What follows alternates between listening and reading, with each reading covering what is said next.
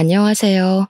저는 지금 사는 곳을 떠나 가족과 함께 지방으로 이사를 온 아들과 딸을 둔 35살 엄마입니다. 저에게는 두 번 다시는 겪고 싶지 않은 끔찍한 일이 있습니다. 그 일은 지금 생각해도 온몸에 닭살이 달아오르네요. 저희 사랑스러운 아들을 하마터면 평생 못 볼 뻔했거든요.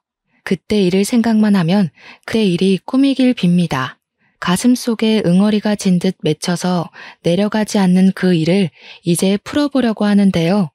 그 일을 설명하기 전에 그 전에 있었던 일을 설명해 드리는 게 그 사건을 이해하는 데 도움이 될 것 같아요. 그때 당시에 저는 남편과 2년 차 부부였습니다. 그리고 남편 위로는 결혼 10년 차인 형님 내외가 있었죠. 형님 부부는 결혼하신 지 10년이 넘도록 아이가 없으셨습니다. 결혼 전에도 남편이 형네 부부가 아이를 가지기 위해 온갖 노력을 하고 있다는 말을 들었기에 제가 결혼 2년 차에 임신하게 되자 처음에는 시댁에 말을 해야 하나 망설였습니다. 혹시나 기분이 나쁘면 어쩌나 상처받으면 어쩌나 하는 생각을 하게 되었거든요. 남편과 한참 상의 끝에 그래도 말하지 않는 것보다 말하는 게 서로에게 좋을 것 같다는 결론을 내리게 되었어요. 시댁 모임에 참석한 저희는 시댁 식구들 앞에서 임신 발표를 하게 되었습니다. 다들 놀라지 마세요. 저희 아내가 임신하게 되었어요. 저희도 새 식구가 늘었으니 축하해주세요. 시댁 식구들은 모두 깜짝 놀라며 저희를 쳐다보았죠. 어머님, 아버님은 좋아하셨지만 형님은 눈은 웃고 계셨지만 그 뒤에 짓던 표정에 마음이 아팠습니다. 반가운 소식이 두 집에 같이 왔으면 얼마나 좋았을까 하고 말이죠. 그런데 일주일 뒤에 정말 반가운 소식이 들려오는 겁니다. 형님도 임신하셨다는 희소식이었어요. 그 소식에 저희는 그제서야 안도를 했습니다. 그 소식에 가장 좋아하신 분은 역시 시어머니였어요. 형님의 얼굴에도 웃음꽃이 활짝 피어 있었습니다. 형님, 너무 축하드려요. 드디어 아기 엄마가 되셨네요. 아직 극초기니까 조심하셔야겠어요. 그러게 말이야. 이거 다 동서 덕분인가 봐. 나는 내가 40 넘어서 사실 이제 임신 포기해야 하나 고민하고 있었거든. 시험관도 번번이 실패하고 정말 우울했는데 동서가 임신하자마자 내가 임신했잖아. 동서 뱃속에 복덩이가 들어앉았나 보네. 그러게 말이다. 둘째가 복덩인가 보다. 너무 잘 되었어. 그네 너는 특히 조심해야 한다. 이제 노산이라서 많이 힘들 거야. 항상 조심하고 힘든 일 있으면 나를 부르거라. 아유, 어머니 너무 걱정하지 마세요. 어머님은 특히 형님의 임신 소식에 더욱 형님을 챙기셨어요. 40이 넘은 노산의 초산이라 정말 힘든 시기를 같이 보내셨다고 했으니 더욱 애지중지 챙기셨습니다. 이제 어머님도 두 발 쫙 뻗고 주무실 수 있을 것 같네요. 두 분 다 너무 고생하셨어요. 동서 말도 마. 정말 마음고생이 심했어. 다른 사람들은 착상이라도 해보고 유산도 해보는데 나는 아이들이 착상도 하지도 않고 그대로 미끄러져 내리니까 너무 마음이 아프더라고. 보통 착상이라도 하면 임신 가능성이 있다고 본다고 하던데 나는 그것도 없었으니까. 형님은 손으로 아직 납작한 배를 문질렀습니다. 얼마나 그 아이가 각별한지 알 수 있었죠. 저도 그래서 형님의 아이가 건강하게 태어나길 기도하고 또 기도했습니다. 저희는 동시에 임신하게 되면서 많은 것을 공유했어요. 태교 정보나 육아용품 정보 등을 서로 나누었죠. 저희가 도란도란 앉아서 그런 것들을 인터넷으로 살피고 있으면 어머님은 동서 사이가 우애가 좋아서 좋다고 하시곤 하셨습니다. 시모들이 사이가 좋아서 아이들도 사이가 좋겠구나. 꼭 친형제처럼 지내겠어. 그러게요. 이제 보니 형님 예정일 언제신 거예요? 저는 9월 15일이에요. 형님은 저를 보고 당황하시더니 어색한 미소를 지어 보이더라고요. 아, 난 9월 23일이야. 어머, 그러고 보니 그럼 같은 달에 태어나는 거네요? 성별은 아직이겠네요. 아들일까 딸일까요? 너무 궁금한데 4, 5개월 정도는 되어야 나온다고 하네요. 그러게 말이야. 아들이고 딸이고 그냥 둘 다 건강하게 낳았으면 좋겠다. 그러게요, 형님. 병원은 어디 다니세요? 저랑 병원 같이 가요. 아, 나는 따로 다니는 병원이 있어. 회원제 병원이라서 동서 추천하고 싶은데 어렵네. 저는 그때까지 깜빡 잊고 있던 게 생각이 났습니다. 형님은 평범한 시댁과 어울리지 않을 정도로 부잣집 딸이라는 거였죠. 오랜 기간 연애를 했지만 친정의 반대에 형님은 결혼을 하겠다고 우기셨나 봐요. 당시 아주버님은 사법고시를 앞두고 계셨다고 했습니다. 형님의 친정에서는 아주버님이 사법고시에 합격하게 된다면 결혼을 허락한다고 했나 봐요. 아주버님은 결혼을 위해 1년 가까이 칩거하시면서 시험을 보고 합격하셨다는 에피소드를 듣게 되었죠. 저는 형님 집안이 얼마 정도인지 부자인지는 잘 모르지만 형님이 가끔 주는 선물을 친구들에게 보여주면 명품이라는 말을 듣게 되었어요. 저는 사실 명품에 눈이 박지 않아서 그런 걸 잘 모르거든요. 그래서 평소에는 형님이 부자인 것을 느끼지 못하고 살았는데 막상 산부인과도 회원제로 운영된다고 하니 입이 벌어지더라고요. 그래서 형님이 임산부에 좋은 영양제 등을 주면 너무 감사하다며 넙죽넙죽 받았습니다. 그리고 저희 아이들의 성별을 알 수 있는 개월수가 다가왔을 때 저와 같은 아들이라는 말에 서로 정말 좋아했어요. 그런데 어머님은 같은 아들인데도 형님의 아이에게 더 정성을 쏟으셨죠. 아무래도 집안 장손이다 보니 그렇겠거니 해도 눈으로 티가 나게 그렇게 차별을 두셨습니다. 저와 형님은 띠동갑이었거든요. 남편과 아주버님의 나이 차이가 8살 정도 차이 나기도 했고 형님 내외는 동갑 부부로 41살, 저는 당시 29살이었거든요. 어머님이 노산의 형님을 더 챙겨주셔도 어쩔 수 없다고 생각을 해도 서운한 건 별 수 없었습니다. 어머님으로서는 같은 손주 아닌가요? 이러다가는 태어나서도 할머니에게 차별을 받는 건 아닌지 생각도 하게 되었네요. 구체적으로 서운한 상황을 설명하자면 같은 임산부인데 어머님은 자질구레한 일을 저를 시키더라고요. 형님은 소파에 앉혀놓고 과일을 저기에 내놓았으니 깎아오라고 하던가 설거지는 다 저보고 하라고 했죠. 형님은 손에 물 한 방울 안 묻히게 하시면서 저는 시댁에 가면 그런 식으로 일을 하게 되는 겁니다. 아무리 귀한 집안 딸이라지만 너무한다고 생각했어요. 남편도 그런 것을 눈치를 챘는지 자신이 먼저 한다고 발빠르게 먼저 하더라고요. 자기야, 내가 할게. 자기는 앉아있어. 이제 배가 나오기 시작하니 자기도 힘들잖아. 고마워 여보. 역시 나는 여보밖에 없어. 그렇게 설거지거리는 맡겨놓고 저는 형님 옆으로 가서 앉았더니 어머님이 포크로 사과를 찍어서 형님에게 주는데 형님은 그것을 저에게 주더라고요. 저는 괜찮다고 거절을 했죠. 어머님이 형님에게 주는 걸 뺏어 먹는 느낌이 나잖아요. 어서 받아. 동서 그래야 뱃속 아이도 잘 자라지. 우리 조카도 사과 먹고 싶을 거야. 저는 어쩔 수 없이 그 사과를 받아들었습니다. 감사합니다, 형님. 잘 먹을게요. 제가 사과를 먹고 있는데 형님의 손에 제 배로 향하더라고요. 살며시 나온 배를 문지르시는 거예요. 배가 나온 게 너무 신기하다. 곧 있으면 태동도 하려나? 저는 제 배를 한참 만지는 형님이 너무 신기했어요. 본인도 임산부인데 굳이 제 배를 만질까 싶다가도 저희 아이를 예뻐하시니 그러는 거겠지 하면서 넘어갔습니다. 정말 신기한 건 바로 형님의 걸음걸이였습니다. 보통 임산부는 배가 나오면서 걸음걸이가 불편해지잖아요. 그런데 형님은 그런 모습이 전혀 없었어요. 몸도 무겁지도 않아 보이고 오랫동안 요가나 필라테스를 하셨다고 들었거든요. 그래서인지 형님은 외모도 제 또래로 보일 정도로 젊어 보이셨습니다. 신체 나이가 저보다 더 좋으신 것인지 가벼운 형님의 걸음걸이가 부러웠죠. 형님은 오랫동안 운동을 많이 하셔서 그러신지 몸도 참 가벼워 보이시네요. 몸도 유연해 보이시고요. 아니야, 그럴 리가. 나도 얼마나 불편한데 동서 눈에만 그렇게 보이나 보다. 형님은 기분이 나쁘셨는지 목소리가 쨍했습니다. 하긴 갑자기 몸에 한 생명이 더불어 사는데 안 불편할 리는 없겠죠. 아차, 저는 실수했구나 싶었습니다. 죄송해요 형님. 힘든 건 당연하시죠. 그런데 정말 몸이 유연하셔서 그렇게 말한 거였어요. 역시 운동을 하시니까 그런가 하고.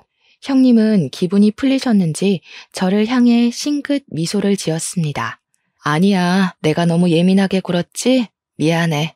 임신하니까 신경이 너무 예민해져서 그런가 봐. 그렇죠.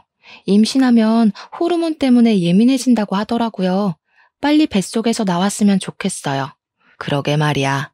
저희는 임신과 육아에 관한 이야기를 자주 나누었던 것 같아요. 물론 친구들과도 그런 이야기를 하고는 하지만 형님은 저와 그런 이야기를 하는 것을 유독 좋아하셨기 때문에 더 자주 이야기를 하게 되었어요. 그렇게 제가 임신 7개월 차에 들어갔을 때 형님은 정말 뜻밖의 제안을 저에게 해오셨습니다. 형님이 미국으로 원정 출산을 가는데 저보고 같이 가자고 하시는 겁니다. 당시에 뉴스로 원정 출산에 관한 이야기를 많이 들어보기는 했어요. 미국은 자국에서 태어난 아기들에게 시민권을 주기 때문에 그곳에서 낳고 돌아오면 아이에게 미국 시민권이 생긴다는 거죠. 특히 남아들에게는 병역을 하지 않아도 되는 특혜 중에 특혜였던 겁니다. 동서, 나 미국 가서 아기 낳으려고 하는데 같이 갈래? 동서 아이도 아들이잖아. 나중에 군대 보내야 하는데 한국에서 낳으면 빼도 박도 못하고 가야 하잖아. 그런데 미국에서 낳으면 시민권을 주니까 나중에 아이가 원하면 군대 안 가도 되는 거고. 어때? 같이 갈래? 저는 순간적으로 혹했습니다. 한국에서 남자들은 당연히 군대를 가야 하는데 가서 빈번하게 다쳐온다는 말을 들으면 엄마들은 가슴이 녹아내리잖아요. 그런 곳에 우리 아들이 안 갈 수 있다면 당연히 좋겠죠. 하지만 그것은 둘째치고 원정 출산 비용이 몇천 단위로 든다는 것도 알고 있었습니다. 그래서 아무나 쉽게 할 수 없다는 것도 알고 있었죠. 부자인 형님이야 쉽게 그런 선택을 할 수 있겠지만 서민인 저희는 원정 출산은 꿈일 뿐이었습니다. 글쎄요, 저희는 그럴 만한 형편이 되지 않아서요.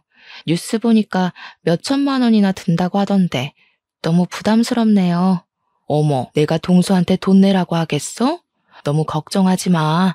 돈은 내가 전부 다 내줄 테니까 돈 걱정하지 말고 다녀오자. 나도 혼자 가려니까 심심하기도 해서 그래. 우리 아이들한테 너무 좋은 기회잖아. 나중에 시민권 얻으려면 엄청 힘든 거 알아? 미래를 위해서 지금 투자를 하는 거니까 아이를 위해서 가자. 몇천만 원이나 되는 돈을 선뜻 내준다는 말에 너무 놀랐습니다. 몇백을 내주어도 부담스러울 일인데 말이죠. 그 자리에서 알겠다는 말을 못하겠더라고요. 이게 만든 건가 싶기도 하고 예뻐해 주시는 건 감사한 일이지만 부담스러운 건 어쩔 수 없었습니다. 일단 남편하고 상의해 볼게요. 이 문제는 저 혼자서 정할 수 있는 일은 아닌 것 같아요. 최소 또 몇 달은 떨어져 있어야 한다고 들어서요. 고민이 되네요. 그래? 그럼 서방님께 잘 설명을 해봐. 이렇게 좋은 기회 흔치도 않으니까. 비용은 걱정하지 말고, 알았지? 그날 저녁 남편에게 형님이 말한 원정 출산에 관해 이야기를 하게 되었습니다. 이건 아니다 싶다가도 아이의 미래를 생각하면 더없이 좋은 기회잖아요. 형님 아이는 원정 출산으로 시민권이 떡하니 생기니까요. 막상 그런 좋은 기회를 발로 차버리고 우리 아들은 시민권도 없고 군대까지 가야 하나 생각하면 놓치기 아까운 기회였습니다. 형님이 미국으로 원정 출산을 간다고 하는데 나랑 같이 가자고 하던데 비용은 다 형님이 지급해준다고 했어. 다녀올까? 너무 좋은 기회잖아. 그 말에 남편은 정색하기 시작했습니다. 원정 출산? 미국으로? 그게 무슨 말이야? 아이는 한국에서 낳아야지. 무슨 미국까지 가서 낳겠다고 하는 거야? 미국은 거기서 낳기만 하면 시민권을 주잖아. 그럼 나중에 미국 국적으로 선택하면 병역도 제외될 수가 있대. 당신도 군대 이야기하면 다시는 가기 싫은 곳이라고 생각만으로도 끔찍하다고 했잖아. 그런 곳에 우리 아들이 안 가면 얼마나 좋아. 제 말에 남편은 정말 의외의 말을 하기 시작했습니다. 자기 말이 맞긴 하는데 남자는 군대를 다녀와야 부모님의 소중함도 알고 주위를 살펴볼 여유도 생겨. 군대라는 게 꼭 간다고 좋은 건 아닌데 남자라면 다녀와야 사람 구실을 하기도 하고 나도 군대에서 철들었다니까. 아무튼 나는 반대야. 굳이 그렇게까지 군대에 안 가야 하나 싶기도 한데. 원정 출산 이야기를 하면 남편은 당연히 반길 줄 알았는데 반대를 하니 저도 원정 출산에 대해 회의적으로 바뀌기 시작했어요. 해외까지 가는 것도 부담스럽고 남편 없이 몇 달을 떨어져 있는 것도 괜히 싫어지더라고요. 그리고 출산 후에 친정엄마도 못 볼 생각을 하니까 앞이 까마득하게 바뀌기 시작했죠. 그 순간 그래, 남편 말이 다 맞지 라는 생각을 하게 되었습니다. 저는 형님에게 전화해서 해외 원정을 거절하게 되었어요. 여보세요? 아, 형님. 남편이랑 상의를 해봤는데요. 아무래도 해외 원정은 안 될 것 같아요. 서방님이 반대하는 거면 내가 설득해주면 어떨까? 잘 말해볼게. 너무 좋은 기회잖아. 아니에요. 저도 막상 나가려니까 친정엄마 옆에서 있는 게 더 좋을 것 같아서요. 아이가 비행기 탈 때까지 몇 달간 떨어질 생각을 하니까 못 갈 것 같아요. 그렇구나. 그렇지. 임신하고 출산하면 엄마가 더 보고 싶을 테니까. 알겠어. 동서가 싫다고 하면 나도 더 권유하지 않을게. 그런데 며칠 후에 어머님이 저에게 전화하시는 겁니다. 너희 형님이 미국으로 원정 출산을 가자고 하는데 왜 안 가겠다고 하는 거니? 이게 얼마나 좋은 기회인 거 모르는 거야? 너희 형편으로는 어림도 없는 일이잖아. 그런데 왜 안 가겠다고 하는 거니? 어머님은 저희가 원정 출산을 가지 않는 것에 화가 단단히 나신 것 같았습니다. 아, 네, 어머니. 남편이 반대하네요. 남자는 군대를 다녀와야 철이 든다면서요. 저도 어쩔 수가 없어요. 남편이 반대하면 네가 설득해야지. 그것 하나 설득을 못하는 거야? 아무튼 원정 출산 가라. 너희 형님이 너를 가엾게 여겨서 챙겨준다고 하는데 그렇게 거절을 하면 되겠니? 어머니, 죄송해요. 저도 막상 가려니 몇 달을 거기 있어야 한다고 하니까 좀 그래서요. 저희는 괜찮으니까 형님 혼자 다녀오라고 하세요. 너는 끝까지 진짜 아이 생각은 하나도 하지 않는구나. 어떻게 엄마가 되어서 그럴 수가 있다니? 제가 싫다고 해도 어머님은 한동안 저에게 전화하셔서 원정 출산을 가라고 하는 겁니다. 저는 그때마다 거절했더니 어머님은 제가 시댁에 가도 어머님은 저를 곱게 보시지 않았습니다. 그래도 어쩌겠습니까? 마음이 내켜야 그것도 가는 건데 어머님이 그렇게 나서서 저를 닥달하니 더욱 가기 싫더라고요. 그렇게 해외 원정 사건이 지나가고 막달이 다 되어가고 있었습니다. 시댁에 모여 밥을 먹고 다들 도란도란 이야기하고 있었는데 형님이 저에게 다른 이야기를 했습니다. 동서, 이제 막달인데 출산할 병원은 정했어? 네, 제가 다니는 병원에서 분만도 가능하다고 해서 그냥 다니는 병원에서 하려고요. 그럼 내가 다니는 병원에서 출산하는 건 어때? 형님이 한국에서 출산한다는 말에 깜짝 놀랐습니다.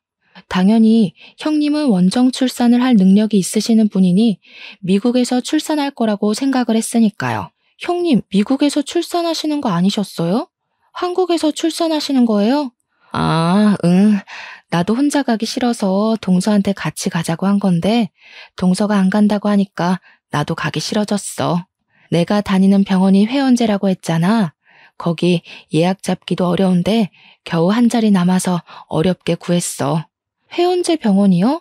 정말 좋은 병원일 것 같기는 한데 저는 또 고민이 되었습니다. 회원제 병원이라니 분명 제가 다니는 병원보다는 좋은 곳은 맞겠지만 그런 곳에 가도 되나, 그리고 또 역시 진료비가 걱정되었습니다. 병원이 회원제고 고급이니까 출산 비용과 입원비가 비쌀 테니까요. 형님은 눈치 빠르게 저의 걱정거리를 캐치하셨죠. 아유, 진료비 때문에 그러는 거야? 그건 걱정하지 말고 내가 다니는 병원으로 가자. 거기는 출산하면 바로 산후조리랑 같이 케어해주니까 옮길 필요도 없이 관리가 가능하다니까. 다시 큰돈을 들이면서까지 저를 살펴준다는데 좋기도 했지만 심적으로 부담감이 들었습니다. 형님의 도움을 또 거절하자니 형님이 크게 실망을 할 것 같았습니다. 제가 한참을 말 못하고 가만히 앉아있자 옆에 계시던 어머님이 형님을 거들었어요. 아유, 그게 무슨 고민이라고 그러고 있니? 네 형님이 이렇게까지 신경을 쓰고 있는데 그냥 네 하고 가면 되는 거야. 어머니의 말이 맞기도 했죠. 이 모든 게 저를 위한 형님의 마음인데 저는 거절하지 않기로 했습니다. 네, 어머니 형님, 저도 그 병원으로 갈게요. 형님이 어렵게 구한 자리인데 안 가는 것도 저한테 손해일 것 같네요. 그래, 정말 잘 생각했어. 안 가면 손해인 곳이라니까. 동서가 간다고 하니까 내가 마음이 놓인다. 그때는 그곳이 저의 불행의 시작이 될 줄은 생각하지 못했습니다. 역시 세상에는 공짜란 없는 것인데 말이죠. 저는 출산 예정일을 일주일 정도 남겨두고 형님과 함께 그 산부인과로 향하게 되었습니다. 예약제로 운영된다고 하는 산부인과는 인적이 드문 산속에 있었습니다. 그렇게 크지 않은 2층 건물이 꼭 산부인과라고 하기보다는 별장 같은 저택 같은 느낌이었죠. 간판도 없는 모습에 모르는 사람들이 온다면 그냥 집으로 착각할 정도였어요. 그래도 주위가 산이다 보니 상쾌한 나무 향기에 새소리까지 들리니 왜 산에 있는지 대충 짐작은 갔습니다. 심신이 안정되는 느낌이었으니까요. 안으로 들어가니 겉모습과는 다르게 정말 병원이었습니다. 예약된 산모 또한 저와 형님 2사람밖에 없더라고요. 우리를 위해 있는 의사와 간호사, 그리고 식사와 청소와 아이들의 케어를 해주는 분까지 총 6명이 있는 작은 병원 느낌이었죠. 제가 지낼 병실로 들어가니 병실도 호텔 스위트룸처럼 널찍하게 꾸며져 있는 겁니다. 이렇게 좋은 곳에 지내도 되는지 걱정이 되었습니다. 형님, 시설이 너무 좋은데요. 이런 곳은 너무 비싸지 않아요? 뭘 그런 걸 걱정하고 그래. 일단 심신적으로 안정을 취해야 하지 않아? 너무 걱정하지 말고 편하게 지내. 내가 동서한테 이 정도도 못 해주겠어? 형님의 말에 너무 감사하고 또 고마웠습니다. 그렇게 정말 며칠은 왕비 대접이라도 받는 것처럼 마음 편히 그곳에서 지내게 되었습니다. 이런 곳에서 아이도 낳고 또 산후조리까지 받을 수 있다니 형님은 출산 후에는 가족까지 같이 와서 지내도 된다고 하는 겁니다. 역시 돈이 좋구나 하고 있었는데 순간 아랫배가 뭉치듯이 아파왔습니다. 꼭 엄청난 생리통이 밀려오는 그런 느낌이 드는 게 너무 놀랐죠. 아직 출산 예정일도 3일이나 남은 상태였습니다. 병실에 있는 벨을 누르니 간호사가 달려와 저를 살펴보고 진통이 오는 거라고 말하더라고요. 처음 느껴보는 진통에 저는 간호사를 따라 분만실로 향했습니다. 진통 간격도 빨라지고 조금 좋아졌다 싶으면 다시 밀려오는 고통이 얼마나 심하던지 옛날 엄마들이 애 낳다가 죽는다는 말이 괜히 나오는 게 아니구나 싶었습니다. 그렇게 정신없이 시간이 흘렀습니다. 남편과 엄마 생각이 간절한데 핸드폰을 병실에 두고 와서 전화할 수도 없는 겁니다. 저는 제 옆에서 저를 지켜보는 형님에게 전화해달라고 했어요. 형님, 남편 좀 불러주세요. 엄마도 불러주시면 감사하겠어요. 형님은 제 손을 꽉 잡으셨죠. 알겠어. 너무 걱정하지 말고 마음 편하게 있어. 서방님은 내가 부를 테니까. 알겠지? 곧 형님도 출산을 하실 텐데도 너무 태연한 모습이었습니다. 다시 밀려오는 산통에 비명을 질렀습니다. 간호사가 제 다리 사이에 손을 집어넣더니 곧 아이가 나온다고 하면서 형님을 밖으로 밀어내는 겁니다. 결국 남편도 없이 아이를 출산하게 되었습니다. 아이를 낳은 것까지는 기억하는데 그 뒤는 하나도 기억이 나지 않았습니다. 눈을 떠보니 제 병실이었거든요. 밑은 아직도 빠질 것처럼 아리고 쓰린데 배는 무언가 빠진 듯 가벼웠습니다. 정말 아이를 낳은 건가 싶어 몸을 일으켜 아기 침대를 바라보았죠. 아기 침대에 있어야 할 아이가 없는 겁니다. 미리 들은 말로는 모자 동반 병실이었거든요. 침대 위에 있는 배를 눌렀더니 간호사가 병실로 달려왔습니다. 제 아이는 어디에 있나요? 검사 받으러 갔나요? 그런데 간호사가 아무 말 하지 않는 겁니다. 입을 꼭 다물고 가만히 서 있는 게 너무 이상했죠. 왜 말 안 해주세요? 제 아이 어디에 있는 거냐고요? 아기 침대에 있어야 하는 거 아닌가요? 아이가 태어난 직후에 사망했어요. 폐호흡을 해야 하는데 못했습니다. 순간 머릿속으로 이해가 안 됐습니다. 아이가 죽다니, 그것도 태어나기 직전까지 멀쩡한 아이가 말이죠. 자리에서 벌떡 일어나서 간호사에게 다가갔는데 저를 밖으로 못 나가게 막아서더라고요. 저를 왜 막는 거예요? 일단 심신의 안정을 취하시는 게 먼저인 것 같습니다. 진정하세요. 아이가 죽었는지 확인을 해야 할 거 아니에요. 당신 말만 믿고 어떻게 제 아이가 죽었다고 믿을 수가 있는 건데요. 일단 진정하세요. 이제 막 출산을 하셔서 심신 안정이 먼저세요. 저는 간호사를 밀치고 병실 밖으로 뛰쳐나갔습니다. 형님이 놀란 눈으로 복도 끝에서 갓난 아이를 안고 서 계시더라고요. 저는 그 아이가 제 아이라는 걸 직감하고 형님에게 다가갔죠. 그 아이, 제 아이죠? 그렇죠. 이리 주세요. 제 아이 돌려주세요. 무슨 말이야, 동서. 이 아이는 내 아이야. 형님은 아직 출산도 안 하셨잖아요. 그런데 어떻게 그 아이가 형님의 아이라고 말을 하시는 건데요? 동서가 출산하고 기절해 있는 동안 나도 출산을 했어. 방금 일어나서 아이를 품에 안은 거고. 말도 안 돼. 그게 가능한 일이에요? 저보다 출산 예정일이 며칠이나 차이 나는데 아무리 우연이라도 이게 가능하냐고요. 왜 말이 안 된다고 하는 거야? 아이가 죽었다고 미쳐버린 건 아니지? 당연히 제 아이가 죽었다는 것을 믿지 못했습니다. 그 짧은 시간에 초산인 사람이 아이를 출산하고 저렇게 멀쩡하게 서 있는 것 자체가 말이 안 된다고 생각했습니다. 몇 시간 전에 출산한 저는 다리가 이렇게 떨려오는데 말이죠. 그런데 도대체 왜 형님은 갑자기 제 아이를 자신의 아이라고 우기는지 알 수 없었습니다. 홀쭉해진 형님의 배에 저는 당황스럽기만 했어요. 모든 것을 다 떠나서 저는 제 아이를 되찾아야 했습니다. 그리고 형님이 안고 있는 아이가 제 아이라는 확실한 증거는 제 아이의 시체를 보는 것뿐이라고 생각했습니다.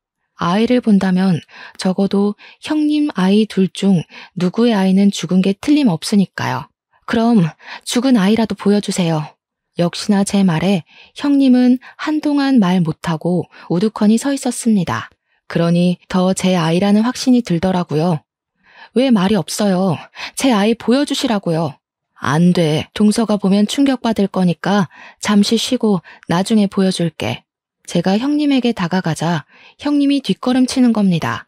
아이가 다칠까봐 형님에게 달려들어 아이를 뺏을 수조차 없었습니다. 더 이상 형님을 자극하면 아이가 위험해질 것 같았습니다. 아이를 위해 한 발 물러서기로 했죠. 일단 방으로 돌아와 남편에게 전화했습니다. 여보, 내가 아이를 낳았는데 형님이 우리 아이를 데리고 가서 주지를 않아. 빨리 와. 어서 와. 너무 무서워. 그게 무슨 말이야? 형수가 어쨌다는 거야? 저는 울먹이며 그냥 일단 오라고 소리를 질러버렸죠. 남편에게 길게 설명할 정신도 없었습니다.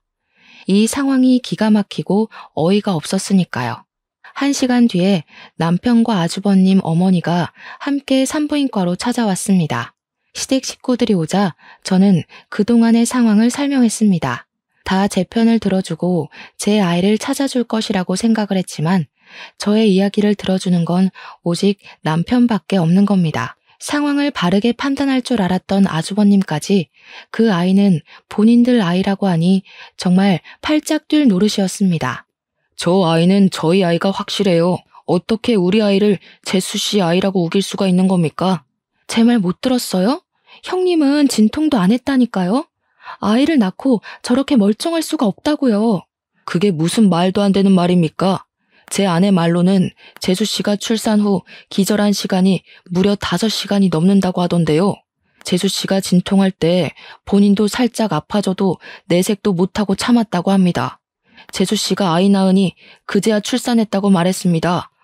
아주버님까지 제 아이를 자신의 아이라고 우기니 기가 막혀 왔습니다. 그럼 죽은 아이는 왜 안 보여주는 건데요? 보여주기라도 하면 제가 이렇게 미칠 것 같지는 않죠. 그래요. 아이를 보여주세요. 죽은 아이라도 보여주어야 우리가 아이의 죽음을 받아들이든지 하죠. 아이 시체가 없어서 그래요. 동서가 충격을 받을까봐 벌써 화장을 해버렸어요. 몇 시간 사이에 아이를 화장하다니 형님은 다시 거짓말을 하고 있었습니다. 도대체 왜 이러는 거예요? 그럼 그 아이 유전자 검사라도 해요. 그럼 확실하죠. 아니라고 하면 제가 아이를 포기하겠습니다. 제가 그 말을 꺼내자 갑자기 어머님이 화를 내시는 겁니다. 너는 어떻게 네 형님을 못 믿고 그렇게 우기는 거냐? 네 형님이 어디 그런 거로 속이는 사람이든? 너한테 얼마나 잘했니? 응? 아무리 아이가 잘못되었다고 해도 너를 위해 이렇게까지 신경 써준 사람에게 이런 식으로 몰아세우면 쓰니? 저에게 그런 태도를 보이는 시어머니께 너무나 속이 상했습니다. 아무리 형님이 예쁘고 살가워도 어머니만큼은 중립을 지켜야 하는 거 아닌가요? 형님이 거짓말을 하든 제 아이가 정말 죽어 제가 정신이 나간 상태였어도 말입니다. 모두 그렇게 저를 몰아세우니 정말 눈이 돌았습니다. 그 상황에 눈이 안 돌아가는 게 비정상 아닌가요? 처음부터 이상했습니다. 자신의 몸보다 제 뱃속의 아이를 이뻐했던 형님이 너무 가벼운 그 몸짓까지 그제야 무언가 맞추어지지 않은 퍼즐이 맞춰지는 기분이 드는 겁니다. 이 비싼 병원까지 말이죠. 이 병원에 몇 안 된 사람들도 다 형님이 저를 속이기 위한 사람들로 보이는 겁니다. 그때 형님이 처음부터 임신하지 않은 게 아닐까? 라는 생각하게 되었죠. 처음부터 계획적이었어요? 제 아이를 빼앗기 위해 이런 짓을 꾸민 거예요? 도대체 무슨 이야기를 하는지 모르겠네. 형님, 임신을 안 하신 거죠? 제 아이를 빼앗기 위해서 임신한 연기를 한 거예요? 아니야. 도대체 무슨 말을 하는 거야? 나는 정말 임신을 했고 아이를 낳았다고. 동서도 그동안 내가 임신한 거 봤잖아. 얼굴이 시뻘개진 형님이 저를 향해 소리를 꽥 질렀습니다. 그래도 아이를 이대로 가만히 뺏길 수는 없었습니다. 그럼 검사해요. 산부인과 의사도 있으니 우리 검사를 해보면 되겠네요. 출산했다는 증거 저에게 보여주세요. 지금 멀쩡하게 걸어다니는 거 보면 형님도 자연분만하신 거 맞죠? 그럼 회음부가 찢어져 있을 테니까 그거 확인해봐요. 그래 여보. 그러자. 확인시켜주고 빨리 집으로 가자. 제 말에 동의하는 아주버님을 보고 안도의 숨을 내쉬었습니다. 그 상황에 쐐기를 받기로 했습니다. 산부인과 의사도 믿을 수 없으니 출산의 경험이 있는 어머니라면 확실히 알아볼 수 있을 거라고 생각했죠. 어머님도 같이 확인하러 가시죠. 그래야 모두 믿지 않겠어요? 무슨 말도 안 되는 소리를 하는 거야. 나는 진짜 아이를 낳았다고. 왜 내가 그런 검사를 받아야 하는 건데? 그럼 이 상황을 제가 어떻게 받아들여야 하는 건데요? 아이 시체도 없는 상황에서 형님 말만 믿고 이렇게 속절없이 아이를 빼앗겨야 하는 건가요? 아이를 낳았다면 확인시켜 주시면 되잖아요. 그 순간 형님이 아이를 안고 쏜살같이 병실 안으로 뛰어 들어가는 겁니다. 저는 형님을 따라 재빨리 병실로 뛰어들어가 형님이 문을 못 잠그게 막았습니다. 형님은 점점 뒤로 물러서더니 2층 테라스로 발을 옮겼습니다. 더 가까이 오기만 해봐. 여기서 아이랑 뛰어내릴 거야. 다시는 아이를 안 뺏겨. 알아들어? 저는 바닥에 털썩 주저앉아 눈물을 터뜨렸습니다. 아이를 안고 협박하는 형님을 도저히 따라갈 수가 없었어요. 그 모습을 본 시댁 식구들은 다들 놀라서 그 자리에 얼음처럼 멈춰섰습니다. 그리고 다 같이 흥분한 형님을 달래기 시작했어요. 그네야, 그게 무슨 짓이냐. 그러지 말아라. 그러면 안 되는 거야. 여보, 이리 아이를 어서 이리 줘. 그러다 큰일 나. 형님, 제발 그러지 말아요. 왜 그러는 거예요? 아이가 불쌍하지도 않아요? 형수님, 저희 아이 돌려주세요. 내 아이라고 말했잖아. 왜 내 말을 듣지 않는 거야, 왜? 다들 내 말을 안 듣는 거냐고. 난 분명히 아이를 가졌는데, 분명 입덧도 하고 배도 불러왔는데, 왜 다들 아니라고 하는 거냐고, 왜? 그 상황에 가장 충격을 받은 사람은 바로 아주버님인 것 같았습니다. 멍하니 밤 미친 사람처럼 구는 형님을 바라보셨습니다. 저는 제발 누군가 이 상황은 끝내주길 바랬어요. 믿기 싫은 현실에서 깨어나고 싶었습니다. 아주버님이 형님에게 천천히 다가가서 형님에게 말했어요. 여보, 아이 내게 줘. 난 믿어. 우리 아이가 있었다는 거. 그러니까 아이는 내게 줘. 형님은 한참을 아주버님을 쳐다보다가 아이를 주셨습니다. 아주버님은 아이를 안고 눈물을 떨구셨습니다. 그러다가 천천히 돌아서서 남편에게 아이를 건네주었습니다. 뭐 하는 짓이야? 우리 아이를 왜 주는 건데? 내 아이야. 나를 믿는다며. 그런데 아이를 주는 거야? 거짓말한 거야? 아주버님은 형님을 꽉 끌어안았습니다. 믿는다고 했잖아. 난 정말 당신을 믿어. 그리고 난 아이 없어도 돼. 당신만 있으면 돼. 아이보다 당신이 중요해. 아니, 저 아이는 내 아이라니까? 왜 못 믿는 건데, 왜? 저는 형님의 절규에도 제 아이를 꽉 끌어안고 외쳤습니다. 경찰에 신고할 거예요. 다신 내 아이를 빼앗길 수는 없어요. 어떻게 아이를 가지고 이런 짓을 꾸밀 수가 있어요? 그 순간 어머님이 제 뺨을 내리치셨습니다. 너, 그게 무슨 말이냐? 어디서 그런 말을 함부로 하는 거야? 누구를 신고해? 가족끼리 이러는 거 아니다? 어머니, 이 사람한테 무슨 짓이에요? 왜 때리시는 거예요? 네 집사람 행동을 봐라. 가족을 신고한다는 말이 어떻게 쉽게 나온다니? 제 형님이 얼마나 챙겨줬는데 은혜를 원수로 갚아? 저는 어이가 없어서 어머님을 노려보았습니다. 제가 형님 다음으로 가장 원망스러웠던 존재는 어머니셨습니다. 형님이 저를 뜻대로 굴릴 수 있게 가장 많이 도와주신 분이셨으니까요. 아주버님은 남자이니까 잘 모를 수도 있지만 어머님은 아니죠. 아이를 2번이나 낳아보고 삶의 경험으로 절대 모를 수가 없는 분이 어머니 아니겠어요? 저는 그것도 따져 물어야 했습니다. 어머님, 알고 계셨죠? 형님이 아이 가지지 않은 거 처음부터 알고 계셨던 거죠? 어머님은 당황하시며 2눈을 치켜뜨셨어요. 그게 무슨 말이냐? 내가 뭘 알아? 내가 무슨 산부인과 의사도 아니고 어떻게 알겠니? 정말요? 그동안 형님과 가장 붙어있던 분은 어머님 아니셨나요? 아주버님은 일로 바쁘시다고 형님 집에까지 가서 온갖 살림은 다 해주면서 그걸 몰랐다고요? 몸동작 하나로 저도 눈치챈 걸 몰랐을 리가 없잖아요. 처음부터 형님 계획도 알고서 저에게 해외 원정 가라, 이 병원 가라고 한 거 아니에요? 어머님은 저를 보면서 말을 더듬기 시작했죠. 얘가 무슨 말을 하는 거야? 나는 정말 모른다. 어머니, 사실대로 말하세요. 정말 이 사람 말이 사실이에요? 똑바로 말씀하시라고요. 말 안 하시면 저는 어머니까지 신고할 거예요. 어머님은 남편이 다그치자 그제야 입을 열기 시작했습니다. 나도 처음은 몰랐다. 얘가 분명 입덧도 하고 배도 불러오기는 했는데 어느 순간 그 배가 푹 꺼지는 거야. 그때부터 이상하다고 생각을 하고 물어보았더니 병원에서 상상 임신을 했다고 하더구나. 초음파에 아이의 모습이 안 잡힌다고. 얼마나 아이를 가지고 싶었으면 상상 임신을 하겠니? 그 말에 기가 막혔습니다. 그런다고 이런 일을 저지른다는 게 용서가 되는 건 아니었으니까요. 물론 형님이 가여웠습니다. 하지만 그렇다고 제 아이를 납치하려고 한 건 용서할 수 없었습니다. 모든 것을 알고 있었던 어머님까지 말이죠. 그런데 왜 처음부터 알고 있으면서 제 아이가 형님 아이라고 하신 건데요? 다 알고 계셨다는 거잖아요. 어떻게 제 뺨까지 때리세요? 지금 누가 가장 마음 아픈 사람이라고 생각하세요? 상상 임신으로 가지지 않은 아이를 잃은 형님이요? 아니요, 분명 내 몸으로 아이를 낳았는데 죽었다는 말을 들어야 했던 저였어요. 그 잠깐 모든 하늘은 무너져 내렸습니다. 울음소리 한 번 못 듣고 내 아이를 뺏겨야 했다고요. 그건 어쩔 수 없었다. 네 형님이 나한테 애원을 하더구나. 너희 아이를 키우고 싶다고. 자신은 이제 나이도 있고 남편이 그렇게 좋아하는데 이대로 아이가 없다고 말 못한다고. 너희 아이니까 같은 핏줄이니까 너만 모르게 아이만 데려오면 된다고. 너희는 아직 젊으니 다시 아이를 가질 수 있잖아. 정말 미안하다. 너희에게 미안해. 하지만 한 번만 너그러이 이해를 해줘라. 오죽하면 이렇게 했겠니?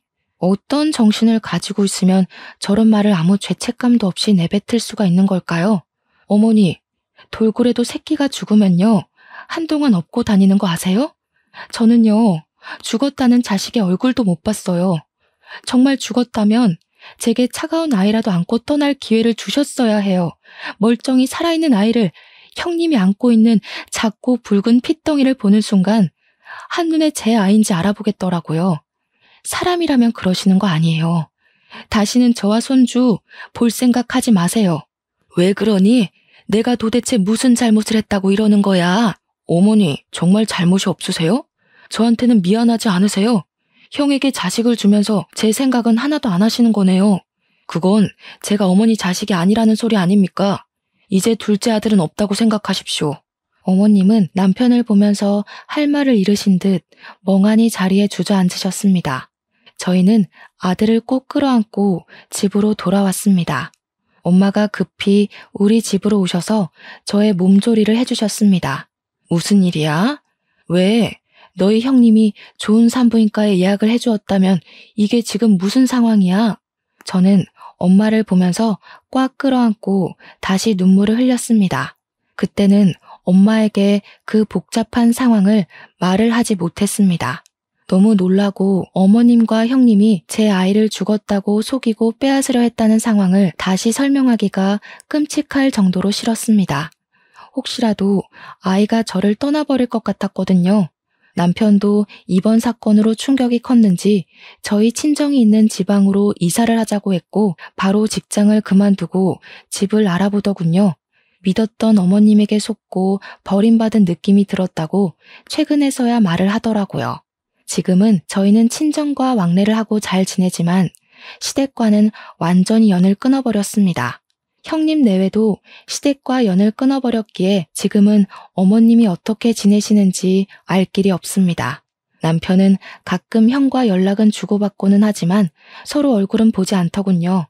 남편에게 전해 들은 말로는 형님은 그 뒤에 정신분열증 증세를 보였다고 합니다. 분명 임신했는데 왜 아이가 없는 거냐며 아이를 낳았는데 아이가 없다고 어디 있냐고 소리를 지르면서 밖으로 뛰쳐나가길 반복했답니다. 길거리를 헤매고 다니면서 보이는 아이를 납치하려고 하는 일까지 벌어지면서 지금은 정신병원에 입원 중이라고 해요. 아주버님은 직접 제게 전할 수가 없으니 남편에게 미안하다고 전해주라고 했다고 합니다. 그때 당시에는 본인도 간절하게 아이를 원했기 때문에 눈앞의 진실을 보지 못했다고요. 형님이 얼마나 아이를 간절했으면 상상 임신을 했을까 싶다가도 그 일을 생각하면 결국 가여운 마음도 사라져버렸습니다. 형님이 한 짓은 절대로 해서는 안 되는 일이었고 우리 가족을 모두 철저히 속이고 농락한 거니까요. 멀쩡히 살아있는 아들을 가슴에 묻고 빼앗길 뻔했습니다. 지금은 잘 자라서 어린이집을 다니는 아들을 보면 뿌듯합니다. 그러면서 아직도 마음 한구석이 응어리처럼 맺혀있는 것은 어쩔 수가 없네요. 사람의 고통 중에 가장 큰 고통이 자식을 잃는 고통이라고 했던가요? 저도 극히 공감하는 바입니다. 아주 잠깐이었지만 아직도 그 짧은 순간을 기억하면 세상이 무너져 내리는 것 같았으니까요. 다시는 아무도 그런 고통을 겪지 않기를 빌면서 이만 글을 줄이겠습니다. 저의 이야기는 여기까지입니다. 들어주셔서 감사해요.